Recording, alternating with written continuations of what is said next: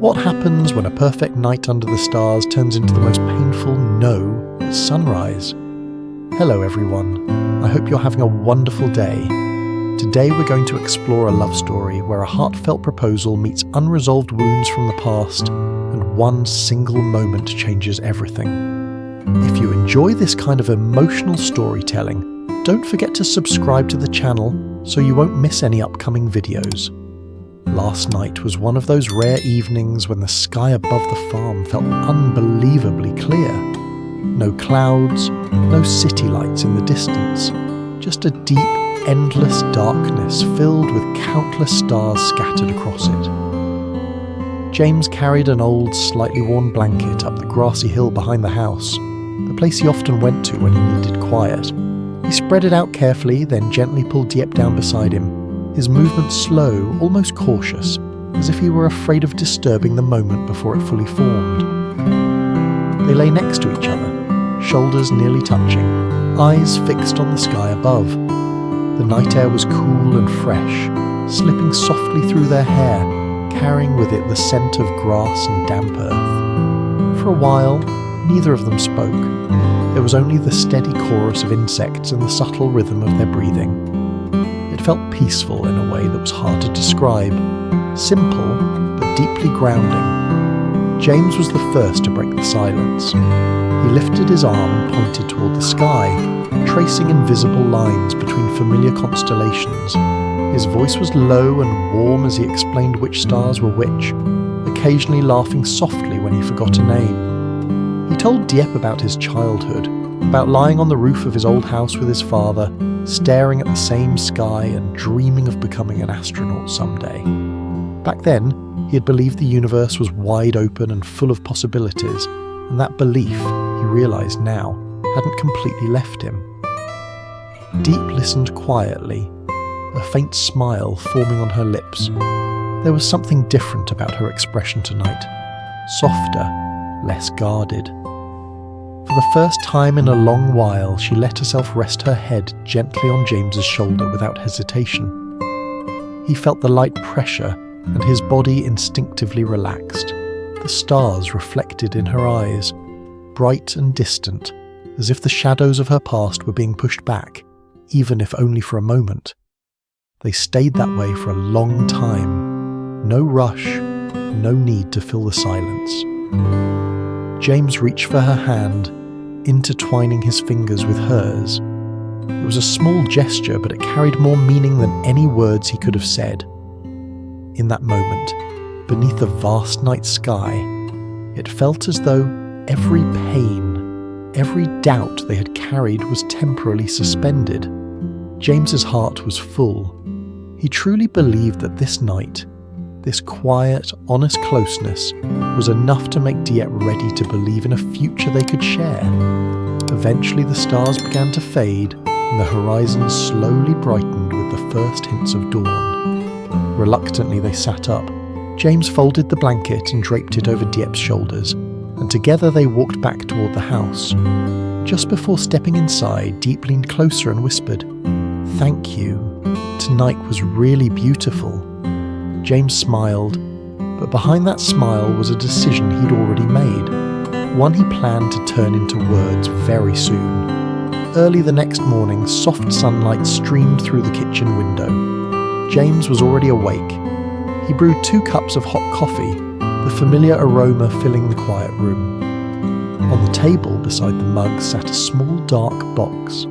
Inside it was a simple silver ring, nothing flashy or extravagant, just something honest and meaningful. James's heart pounded as he looked at it, a mix of nervousness and happiness rising in his chest.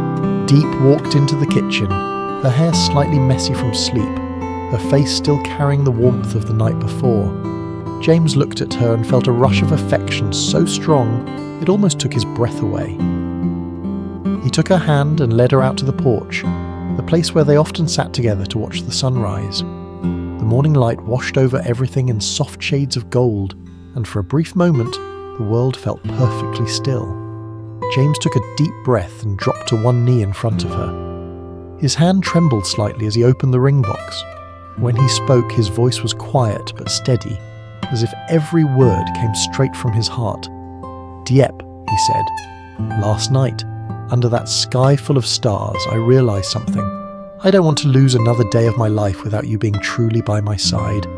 I want us to build everything together, from the smallest moments to the biggest dreams.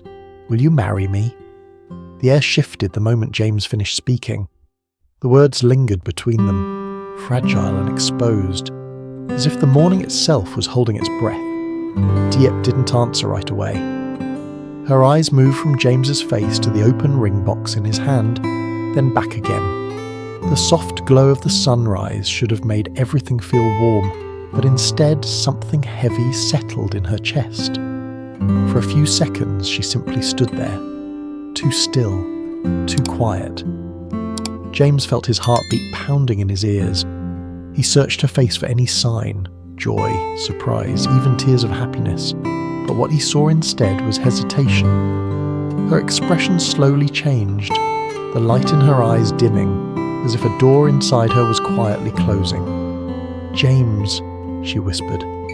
Her voice alone was enough to make his stomach tighten. Tears welled up in her eyes, spilling over before she could stop them. She lifted one hand to cover her mouth, shaking her head slightly, as though she were arguing with herself more than with him. "I'm so sorry," she said, her words breaking apart. "I can't." The sentence landed like a sharp Uda to his chest. James stayed where he was, still kneeling, still holding the ring. His mind struggled to catch up with what he had just heard. "You can't," he repeated quietly, not because he didn't understand the words, but because he needed to hear them again to believe they were real. Diep took a small step back. Her tears continued to fall, but she didn't wipe them away. She looked at him with pain written across her face, pain mixed with guilt. "It's not because I don't care," she said quickly, almost desperately. "And it's not because what you're offering isn't beautiful. It is. You are." James's throat tightened. He slowly closed the ring box, the soft click sounding much louder than it should have in the quiet morning. Diep took a shaky breath. "My past. It's still with me," she continued. "The losses, the things I went through, parts of myself that never really healed. I've tried to move forward, but the truth is I'm still afraid. Afraid that if I say yes now, I'll bring all of that pain into your life, that I'll hurt you without meaning to." She looked down at her hands, trembling. "I'm not strong enough yet. I don't know how to love someone without constantly being pulled backward by what I've already lost." James felt something inside him crack. Slowly he rose to his feet, his movements stiff, as if his body no longer quite belonged to him. He slipped the ring box into his pocket, his fingers lingering there for a moment longer than necessary, as though letting go of it meant letting go of a future he had already imagined in detail. "I understand," he said. The words came out rough, his voice hoarse, but he meant them, or at least he wanted to. Inside, his heart was splintering. The joy he'd carried just minutes ago draining away and leaving behind a sharp, aching emptiness. Diep looked up at him, startled. "You do?" James nodded slowly. "I don't want you to say yes out of fear or guilt or because you think you owe me something," he said. "I want you to choose me freely, completely." There was a pause, the kind of pause that stretches, heavy with everything left unsaid. They stood side by side on the porch, but it felt as though a vast distance had opened up between them.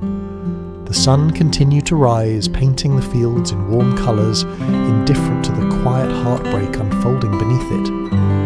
"I never meant to hurt you," Diep said softly. "I know," James replied, and that was the truth. Knowing didn't make the pain disappear, but it kept bitterness from taking its place. Neither of them knew what to say next. Words suddenly felt inadequate, clumsy. So they stood there in silence, listening to the distant sounds of the farm waking up, the rustle of leaves, the call of birds, the soft creak of wood as the house shifted with the morning heat. Eventually Diep spoke again. "I think I need some time," she said, "to understand myself better, to heal the things I keep trying to hide. James swallowed hard. Take all the time you need. She looked at him then, really looked at him, as if trying to memorize his face. You're an incredible person, James. Please don't doubt that. This is about me. He gave a small, sad smile. I won't forget that. After a moment, Diep turned and walked back inside the house. Her steps were slow, hesitant, as though part of her wanted to stop, to turn around and undo everything, but she didn't. The door closed gently behind her, leaving James alone on the porch. He stayed there for a long time. The coffee inside had probably gone cold by now. The morning, once so full of promise, felt unbearably quiet. James leaned against the wooden railing, staring out at the fields. The sunrise was still beautiful, but it no longer felt like it belonged to him. He replayed the night before in his mind, the stars, her head on his shoulder, the warmth of her hand in his.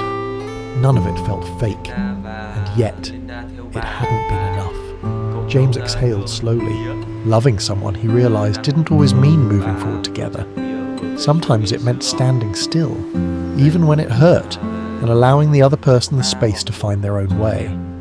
Behind the calm of the farm, beneath the soft light of morning, something fragile had shifted. The peace they shared was no longer whole, and though neither of them knew it yet, Diep's past, quiet, persistent, unresolved, was still there, waiting for the moment it would rise again and test everything they believed they had found together.